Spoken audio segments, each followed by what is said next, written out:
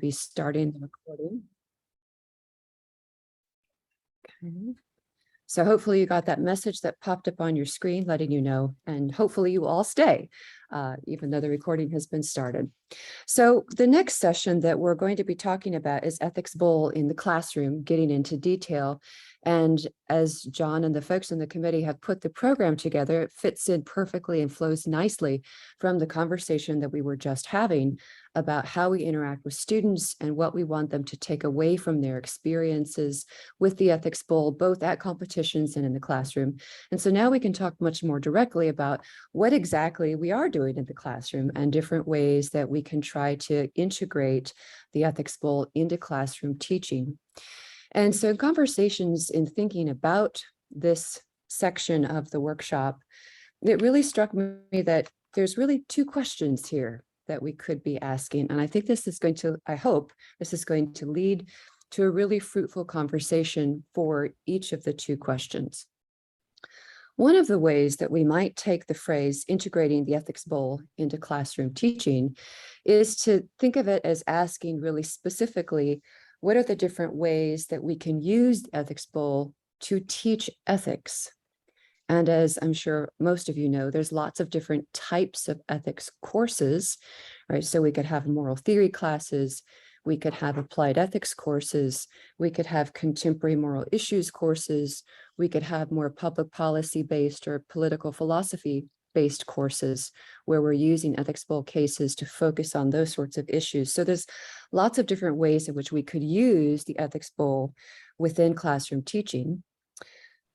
So one is how we use Ethics Bowl to teach ethics, but another question that we could ask for this session and conversations that we can have are ways that we can use our time or various activities or teaching methods or teaching assignments to develop Ethics Bowl teams. So to develop the bowl itself as a competition. And I know that many of you have Ethics Bowl classes with lots of different models for the ways that those classes are structured.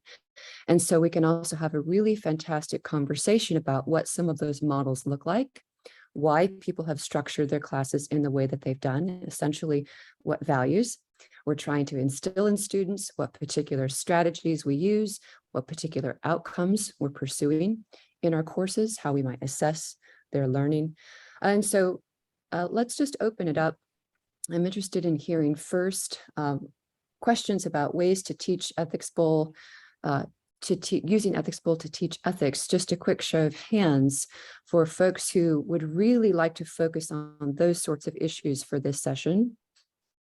We're doing an informal poll. Okay, I'm seeing a couple of questions, a couple of hands up. Okay, 3, 4, 5, 6.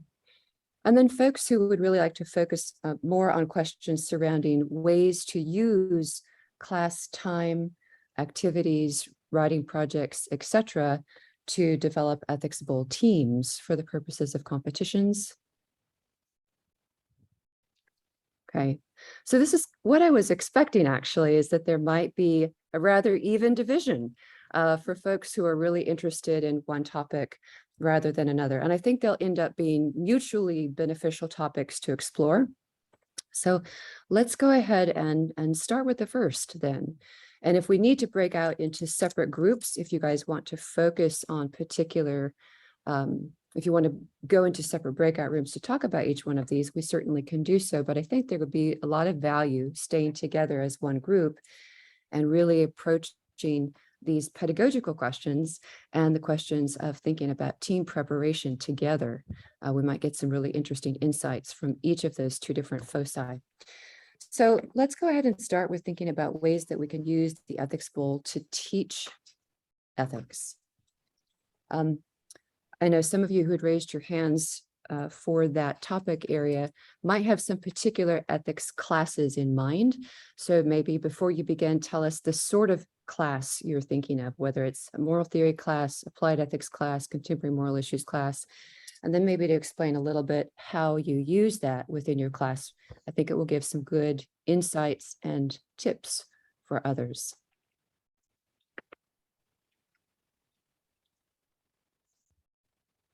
Can you So stand to hear from me since I just talked so much? yes, John, please. Okay. I know that, so I teach at a two-year college, and so it's just called ethics class, and it's not distinctly moral theory or distinctly contemporary moral issues. It's usually some blend of these. And the thing that I have always thought about is that what I did, because I was associated with the ethics bowl, is it almost felt like I was just ripping 2 weeks out of that semester and inserting a 2 week long ethics bowl competition and having them do some case studies along the way during the semester, but it felt disconnected from the rest of what we were doing. And so I've been thinking in more recent years about how to make it feel much more integrated so that either the cases form the foundation of the course, or that I could be more thoughtful about, like, okay, I'm taking some stuff out to make room for these things. What am I taking out and why? So I guess those are I don't, it's more question than a opinion, but I guess those are the things that I struggle with. I'm not sure if other people feel the same. So John, when you say that you ripped 2 weeks out, did you just simply cut the content, literally ripped it out and just replaced it? Or did you have any particular way that you integrated the cases that you did include? I think when I first started, what I would do is, okay, we're going to do, we'll read Rachel's on relativism, and then we'll do some Mill, and then we'll work on a case study, and then we'll do some Kant, and then we'll work on a case study, and then we'll do some Rawls, and then we'll do 2 weeks of an in-class ethics poll.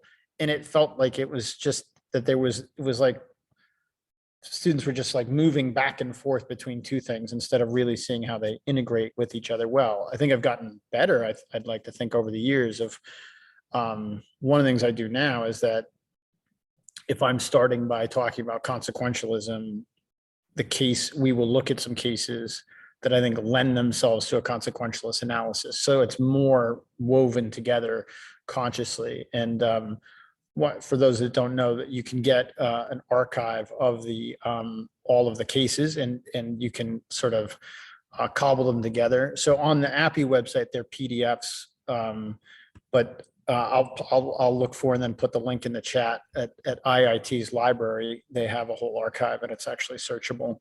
And that way you can cobble together your own sort of customized set if that's something that you want to do in your classes.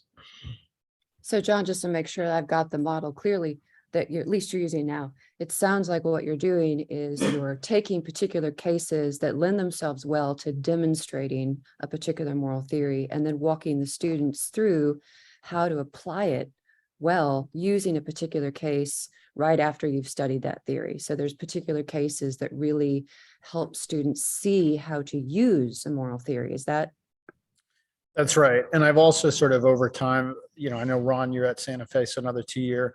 I've sort of thought a lot about, like, how much time do I really need at the theory level? Should I be at the principal level more? So that change is sort of coupled with a move to doing more principal level thinking, where we don't necessarily have to have a conversation about higher and lower pleasures and the justification of utilitarianism, but we just talk about what is it to use utilitarian thinking and then see that in application. So it's a little more pragmatic, since 99% of my students are not going to be philosophy majors, and maybe 90% of them won't ever take another philosophy course. Good, thank you. So I'm going to move next to Ron. How are you using Ethics Bowl to teach ethics, and what particular class type have you been using? Well, as John just said, I'm at a 2-year college, so it is just an ethics course. It is generally taken at the school, and I'm starting to go, wait, is this necessary to be part of the mandate that we cover at least some of the major theories? You got to get the big three in, and I throw in care ethics too. So virtue ethics, Kantian, utilitarianism. But anyway, so what I do is I did this last year with an honors course in the fall, where we did a crash course in the theory, where we just spent basically 2.5 weeks. We went through and introduced the basic concepts, worked real quick through it, with no intention of getting them to to really understand the material, just to get the main points. And then what I did was I had them work through the cases where each week of 3, a student would work with one case and just try to look at the salient issues or points for each case from a particular theory's vantage point. And they just produced what I called theory case briefs for the ethics bowl team, which were very helpful. And then they were graded on that. And then the rest of the semester was focused simply on looking at, they picked their own case, picked a case of the 15 and wrote a paper, a good research paper on it, making an argument, seeking it, just doing a normal, paper. And that seemed to be fantastic. They were peer reviewing and talking about it at the first few weeks during the theory case briefs. They would be grouped by theory, right? So you'd have all the utilitarians talking about that. But when we switched over to the papers, the peer review groups were based on the case numbers, right? So they would all be working on the same thing, but looking at it from different perspectives. And it seemed to go over really well. In fact, I'm going to be doing exactly the same thing with some tweaks this fall for the honors course and for a regular course. And we'll see how that goes, but it seems to work fantastic. And so the ethics bowl cases are fundamental for it. So Ron, that's really interesting. I want to make sure I understand this model too, because I know a lot of people are going to be using the session to steal ideas for their classes. So when you did this breakup of the theory crash course followed by the cases, did you do a theory crash course for all the theories? I think you said 3 theories and then do one batch of cases, or did you do a theory and then a case and a theory and a case? No, it was just the theory. So I have a session where we talk about divine command theory and cultural relativism, right, to get it shoved off the deck. And then we talk about utilitarianism, Kantian theory, virtue ethics, and care ethics. At least that's how we're going into it this time. I had 2 more in there that didn't work out at all. Ethical egoism was a disaster because students just really thought that was the way to go and just turned into bad papers. But they're separate. We just do the crash course just so they get the fundamentals without trying to apply it to anything very concrete or spelled out. And then when we switch to the cases, then they do the application, which is where the real learning happens. So, yeah, that's great. Now, one other quick follow-up for you. When you have the crash course and basically you're teaching them how to systematize and understand a theory so that they can learn to apply it, which is a great model. Do you ever do something like what John suggested, follow up afterward and introduce some additional components of the theory, additional complexities of the theory based on a case that you come across? yes, absolutely. And that usually pulls out in class discussions. But I tend to not worry too much about that. I let them drive that. Where do they find a problem or something that needs an application or an explanation? And it went really well. Now that was with an honors class. They were generally well motivated. So we'll see how it goes with the standard students. Good, thank you. That's a nice model. So Benjamin. Yeah, so can you hear me? Yes. Okay. I actually got the idea of creating a course for Ethics Bowl as a kind of intro level course because we talked about this a couple of years ago. So we had sort of a very similar session a couple of years ago, and I thought that'd be really neat. And so one of the things I did to avoid the problem that John was talking about is I built the class from the ground up as Ethics Bowl. So about a week and a half into the semester, I put the students into teams, and then they're in teams working like Ethics Bowl teams through cases and, preparing for a competition is the sort of culminating experience of the class. And then everything else in the class is designed as basically tools that they'll need to be able to do that. So when we talk about ethical theories, the ethical theories are the tools that they'll need as they're talking about their cases and discussing them and preparing. And it's very heavy on group work. So at least like 1/3 of the class is group work of the students working in groups and me, switching from groups to talk to each group about what they're working on and what they're thinking and give them suggestions and thoughts. Let's see. Yeah, and it's been very successful. So I've done it over the last year and a half several times, and refined it a little bit, but it's working pretty well. But another thing I do is the students pick all the cases that we talk about, except for the ones we do like right at the beginning of the semester, because they can look at the ethics case archives. I use the high school one and the intercollegiate one, and they just pick out the cases that they're interested in. So every semester we end up talking about different cases, depending on their own particular interests. So if you have like pre-med students, they'll be interested in some of the medical ethics type cases, and some of their students will be interested in like, personal rights or business ethics. And so they can kind of create a case file that we end up using that's based on their interests and what they want to talk about. So that's really interesting. I love the fact that you're allowing the students to select their topics based on what they're most interested in, because you get full democratic participation that way. Yeah, that's always been a teaching policy for me, is try to make classes as participatory and as much choice as possible. I think that gets students more motivated. No, that's fantastic. So when you have this class, is it billed as a contemporary moral issues class? Or is it billed as a moral theory class or an applied ethics class?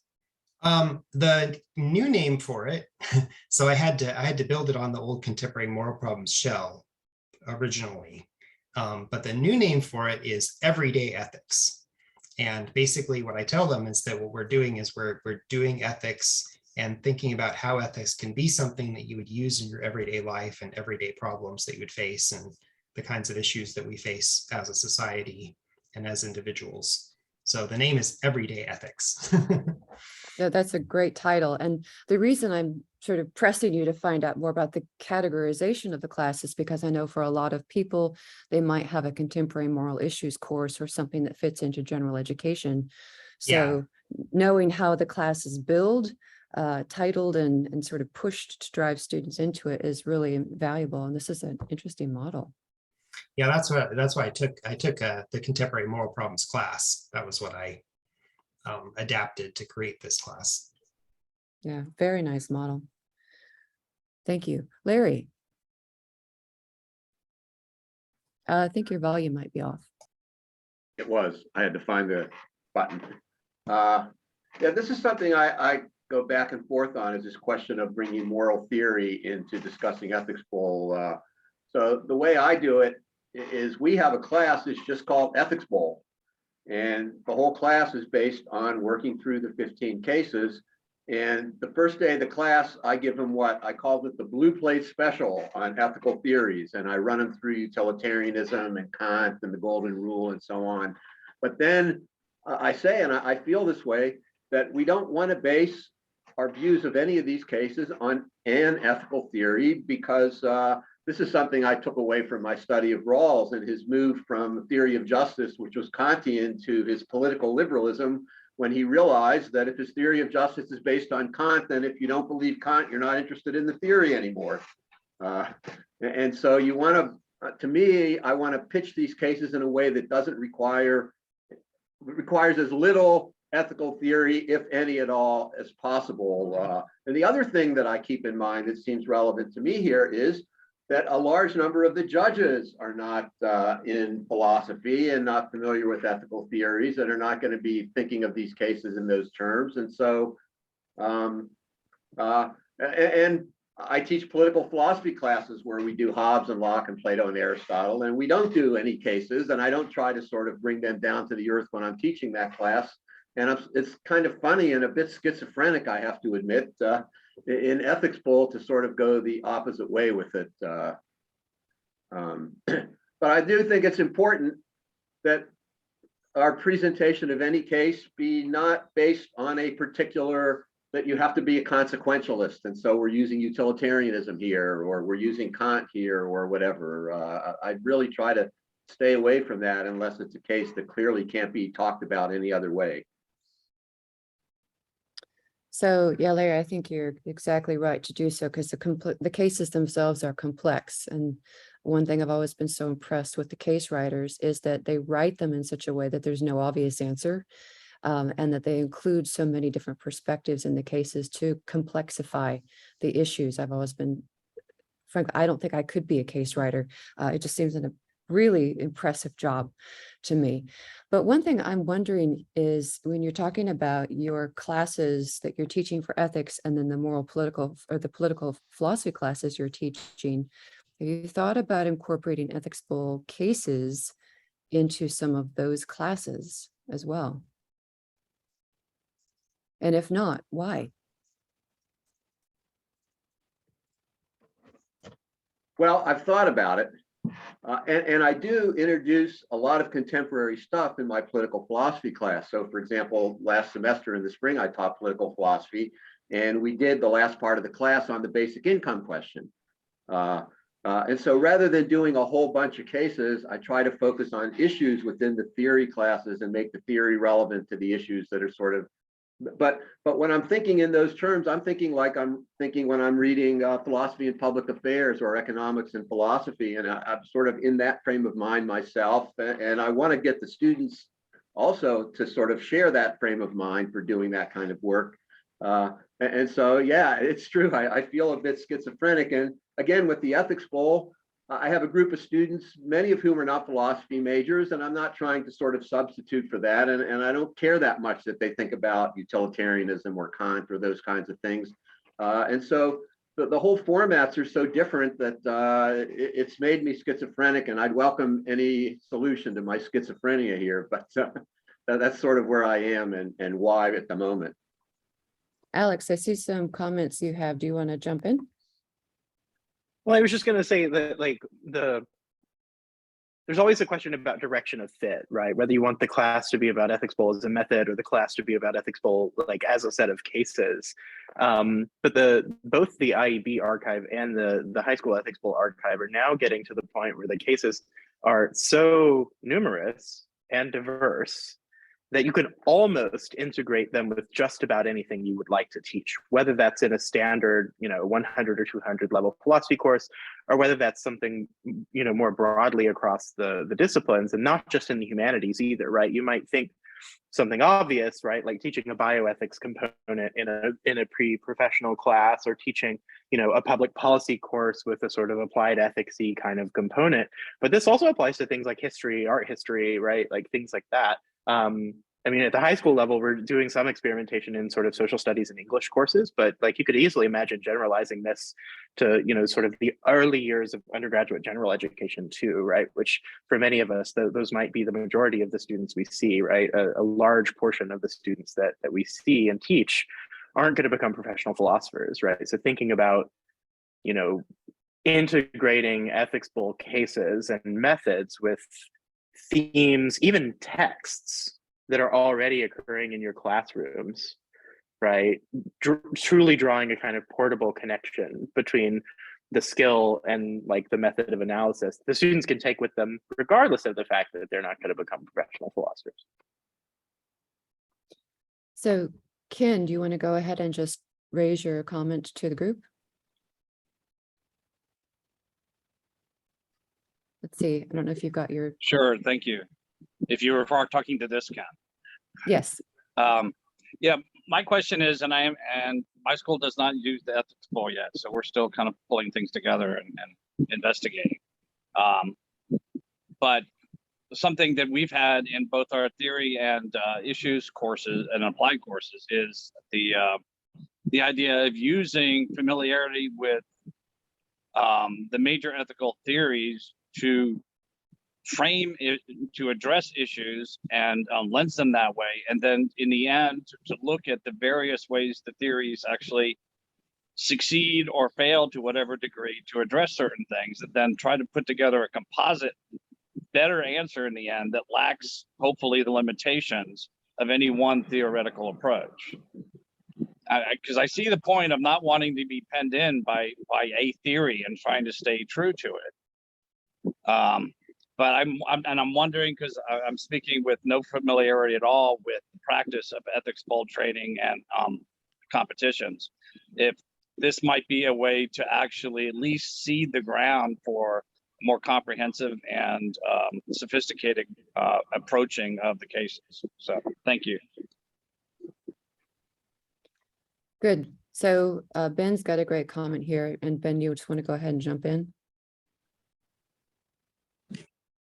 Yeah, so like I was saying when I was talking earlier, like my way of presenting ethical theories is that ethical theories are like tools. So it's not like the ethical theory has to be the only way you look at a case, and then you can only look at it from this perspective, but rather you can use the different ethical theories as different tools. And so when you're talking about a case, you can say, well, you know, how might we think about this from thinking about the consequences? How might we think about it by thinking about how it respects the agency of different people involved, and that kind of thing. And you can actually use the different ethical theories to highlight different aspects of the situation, and then see which of those perspectives, you know, gives you kind of the most enlightening approach.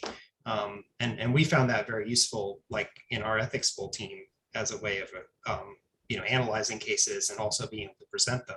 So you don't want to get too technical about the you know, the theories, but still, I think the theories can be useful in that way. Good. And just in case people aren't monitoring the chat, Alex has a really nice point about the high school ethics bowl, and they've got a really interesting set of toolkits that people can use. So I encourage you all to check out that as a resource. But I know he's going to be talking a lot more about the high school ethics bowl and outreach and such things tomorrow. So I'll let Alex wait on that. John, I see you have your hand up. Well, I guess I'm asking for people's help or thoughts with this, because I'm toying in my brain with something I might want to do as an experiment, but I'm scared to do it. And what it is the idea of starting a course, let's say with consequentialism, and then just letting cases constantly introduce a new complication. So that's like, okay, well, you know, if we use a sort of consequentialist or utilitarian reasoning here, it's going to come up against the rights claim. So now we should look at some different notions of rights, or, you know, or that supposes a particular notion of freedom. So we should, and then, you know, and you can easily sort of move from theory to theory by showing sort of problematizing the limit of, so rather than do it, couple other people were sort of suggesting, let's look through multiple lenses at this case, right? That's one way to do it. But the other is, let's use a lens, let the case show its limits, and then move to another lens so that it actually sort of moves. And it creates, Benjamin, to your point, it creates, it's not the same thing as a democratic process, but at least it feels more organic to students, right? As I guess my thinking is that, like, oh, well, where should we go from here? And you might know, well, we should probably do care ethics, but you know, maybe the students can take on some more ownership of figuring out the next move that way. So John, I love this idea. And it's funny, years ago, I used to teach a contemporary moral issues class, billed as such for the title. But that was when I was a graduate school student. So this was a long time ago. We won't even say how many years. And I didn't know of the ethics bowl back then, or I would have used cases, but that was the structure of my class. Is I would start with a particular issue or topic. We would go through that, and the students would wrestle and struggle with whatever theory I had given them to start with, and they would see some of its limitations, and then we would move on to a theory which give them a new resource or a new tool or a new set of concepts, and then we would have a new case, and they would struggle and wrestle through that and see some limitations. And so the semester was really an exploration, a pre-planned expedition, where I was moving them through cases and moving them through theories. But I didn't have as much participation in terms of choice as Benjamin did, where I let them choose the cases. But I think this is a really nice model, and maybe a hybrid move would be to have a particular set of theorists you want to start with. Let's say you start with consequentialism. I know that the next topic is going to be a certain batch of issues. Let the students choose from amongst cases, maybe using some of the repositories of the Ethics Bowl of the National High School Ethics Bowl cases. We've got 20 some odd years of cases you can sort through. So in your syllabus, you can have a placeholder that you know you want to focus on topic X, and then let the students choose of 10 different cases that they want to focus on for topic X. Then you know you're going to move on to the next theory, next theorist, right? And then topic Y, and then the students can choose from a set of cases relevant to topic Y. That might be a nice way that we can plan our syllabi in a more structured way, yet still have students have a high participatory role in choosing the actual cases. Now I want to go back and redo my entire syllabus. So, well, thank you all for these fantastic suggestions.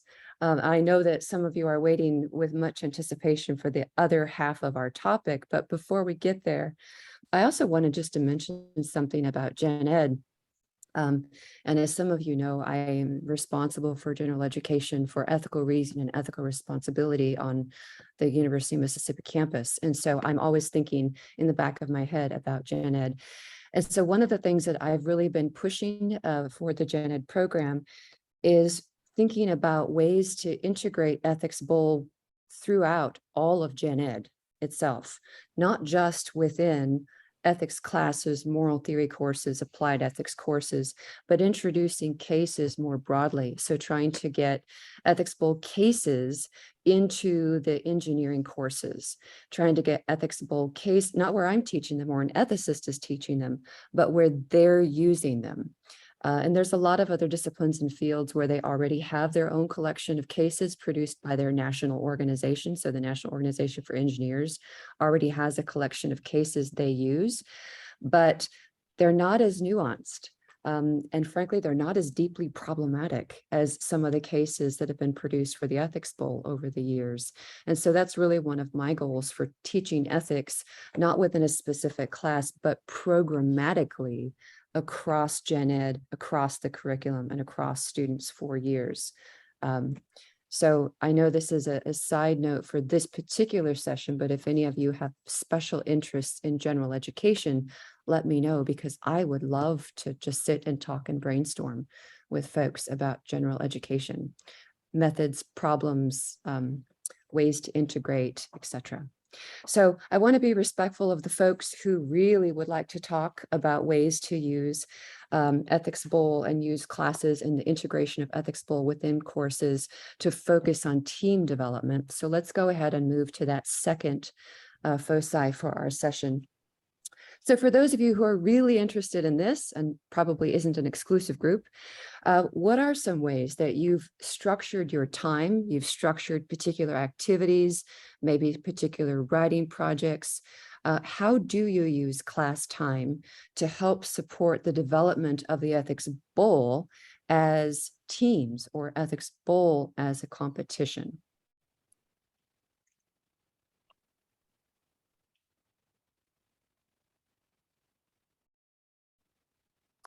Nobody jump in all at once. So I'll go ahead and start things off. So one of the things that I'll mention is on our campus, I've built a course from the ground up, which is essentially an Ethics Bowl team class, but it is written in the syllabus and course description as an ethical policy debates class. So the class is itself a standalone course. Students who are in the course don't have to be on the team. They don't have to compete. They don't have to have anything to do with the Ethics Bowl competition itself. It's just that the class gives students who are on the team time, right, several hours a week where they can get together and actually work through cases and think about them. So in terms of the class time, we use one day a week to work on doing research about the cases, where the students have to engage in all the empirical work, the conceptual research. I've got a variety of activities and projects that they have to do. And then one day a week where they engage in active debates about the two cases for that week. So one of the nice things I think about how I've got this structured is that even though the class is not for the purposes of preparing a team for competition, the class does provide really good supportive conditions so that the students on the team have some help, right? They've got some help in doing some research, some help in thinking through the cases and the complexity of the cases, some help in producing some initial drafts, because it's daunting for a very small group. We sometimes have 5 students, 4 students. I don't think I've ever had more than 10 students interested in being on the team. So it's pretty daunting to have the large number of cases. And so this does provide the supportive conditions for them in a classroom setting. where they get a lot of contrasting positions as well. So there's one particular model for how you could use a course and structure some class time to support your teams. Jennifer, please jump in. Yeah, I was just going to jump on that because I do something similar actually, right, where I assign them actually case presentations, right, that then leads straightforwardly into discussion. The other thing I wanted to speak to just in terms of team formation is I also give my students an assignment that is basically self and peer evaluations throughout the semester, where they have to explicitly sort of describe one thing that they think a peer did really well in the discussion, right? And then like how they themselves could grow from thinking about that, right? So as opposed to encouraging, you know, kind of the like, oh, they did this wrong. The way I've got the assignment set up explicitly is like, what are other people doing really well that you could then sort of adopt or learn from? And I find that actually really helps with team formation because it encourages them to see what their fellows are doing well, even if they disagree with their ethical position. Good, Jennifer, that's fantastic. So is this an assignment or in a structured form evaluation that students have to give to the other student? Do you get a copy of it? I'm thinking of like a peer review model. How exactly do you do this assignment? Yeah, I have a, oh, sorry about that. I have a structured form that I give to all students, and they have to do it 3 times in this semester. And then they give it back to me first, right? And so I read over it, and then I disseminate that. And then at the end of the semester, I resend them what they said they would work on, and then ask them to self-evaluate whether they've succeeded, right? Whether they think they've gotten any better. So it's completely structured. I will see if I can find the form on my computer and throw it in the chat for folks if they want it. But so it's structured, but then I do make sure that that is all disseminated. That's really nice. And I love this in particular because not only are you helping to foster some of that collegial deliberativeness that we were talking about as a value in the previous session, but you're also really encouraging the students to think about themselves as colleagues, as collaborators, and then more specifically, providing some responsibility on behalf of the individuals to evaluate whether or not they have taken action, right? It's the same kind of process as asking students to grade themselves on their participation or engagement in discussion, right? And they often all think that they have performed remarkably well and that they should all get A's for participation until they have to give themselves a grade week by week and realize they haven't spoken once, right, in a class. And then of course they're confronted with the fact that of their own behavior that they haven't been engaging. So this is nice. It gives some concrete experience to help students to evaluate their own performance. And then you're holding them accountable for that by doing it at the end of the semester. So this is a really nice model. I like a lot. I might steal this. Rachel. Yeah, I sort of said this in the ABCs, but this is a different group. So I'll say it again.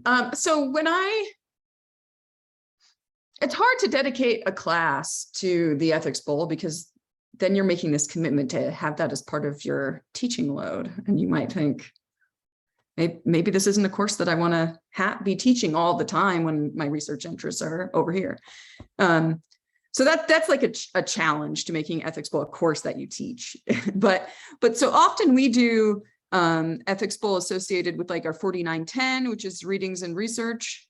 And one of the virtues of that, well, I've done it different ways. There have been times where honestly, I just said, I'm giving you credit for doing the ethics bowl, and we conducted practices just as usual. And I gave them a grade at the end. And it was almost always an A, right? Because they work hard. But recently, I don't know about the rest of you who've been coaching for a long time, but I've seen a pretty significant drop off in, how do I want to put this? I don't want to say work ethic. I mean, people are fried, right? I mean, I know I am, so I'm not surprised that my students are. And they're just not putting the effort in that they once did. I'm surprised that they're doing extracurriculars at all. That's pretty impressive.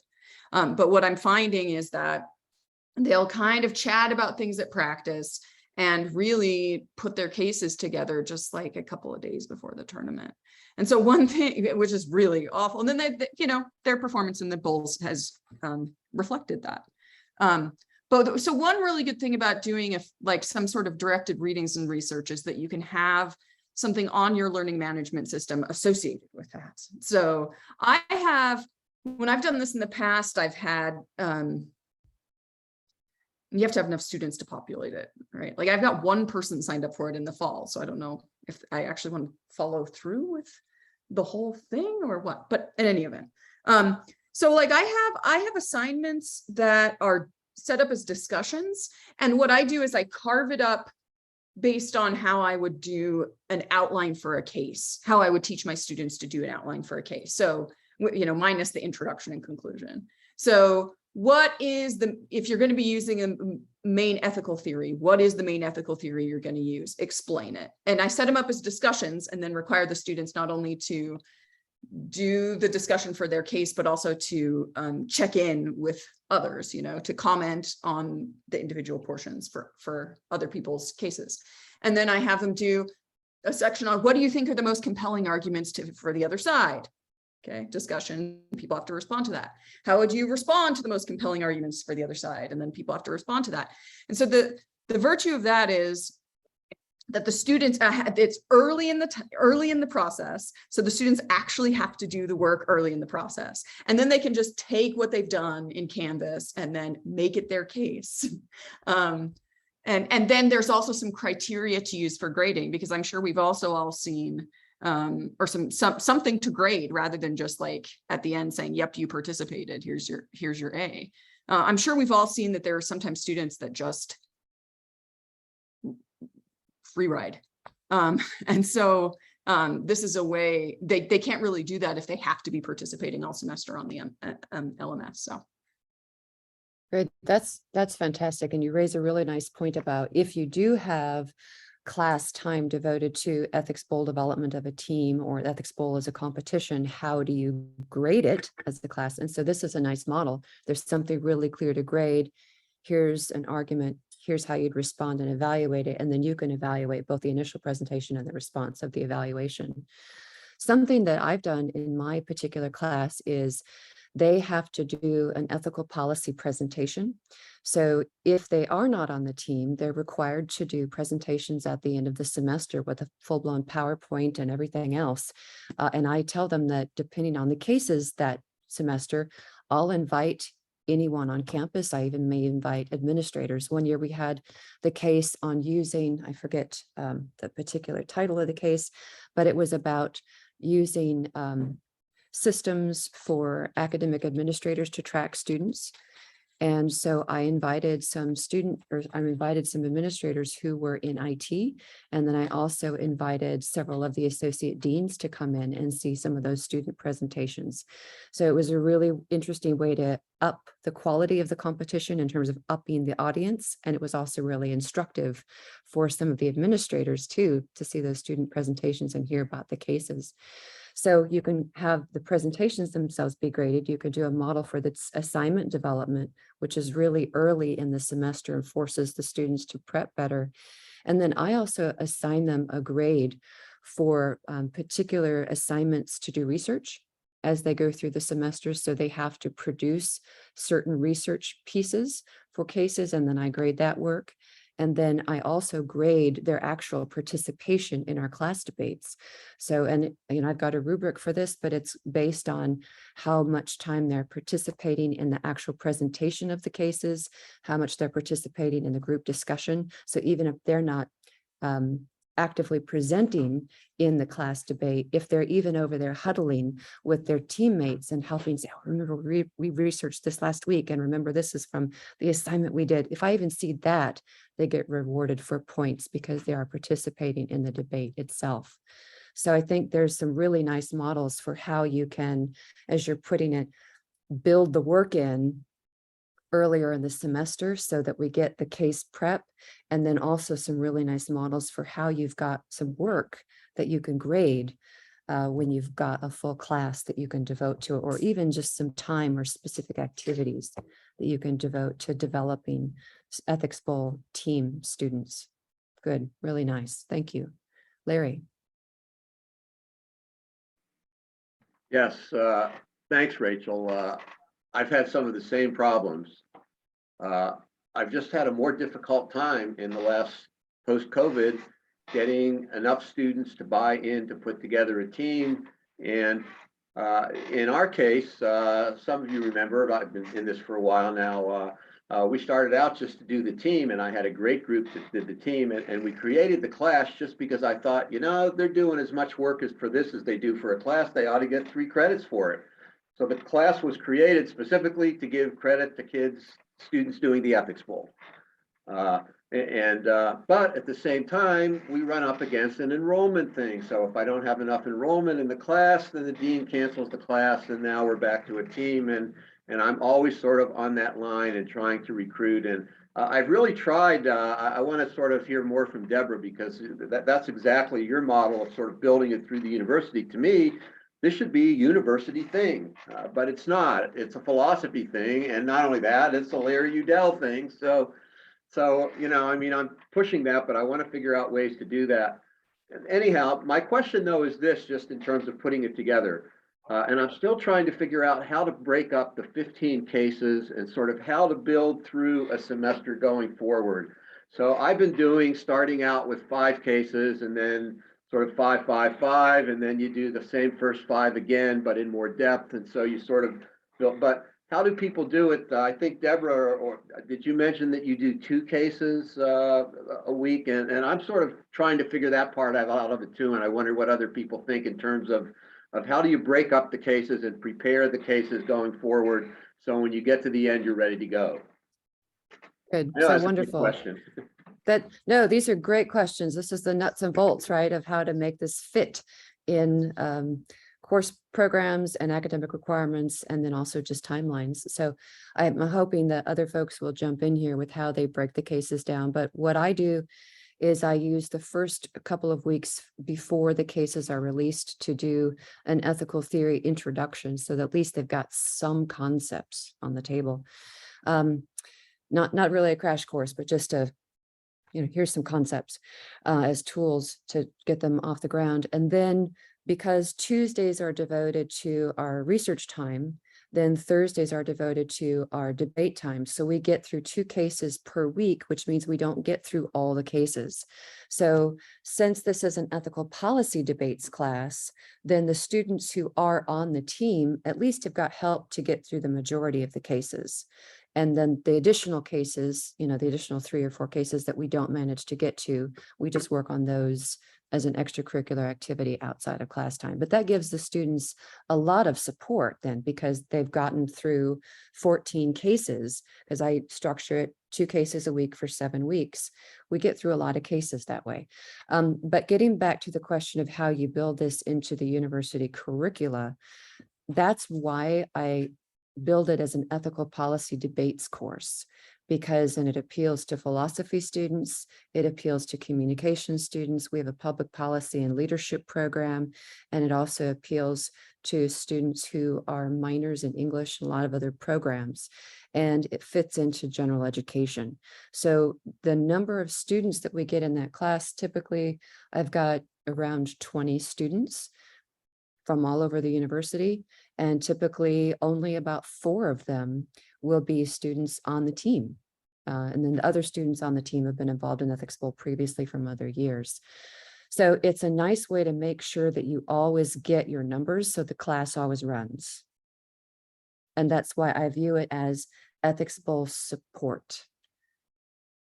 But it's a good way to use some class time and to give credit to students for doing a just stupendous amount of work that is more work than what they would do for probably most classes, right? So yeah, I think they should get credit for that, but that's my model.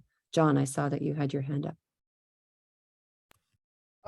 Well, it's just a quick thing. I was just curious if anybody, because of modality shifts during the pandemic, if anybody felt like, oh, I'm actually able to offload some of this from in-class discussion to, we can get through 1 case in a week discussing in class, but then they can do this other thing online, sort of as some of our classes have become blended even after the pandemic, or, I'm just curious what people's experiences were. Good. That's a great question. How are folks using virtual formats?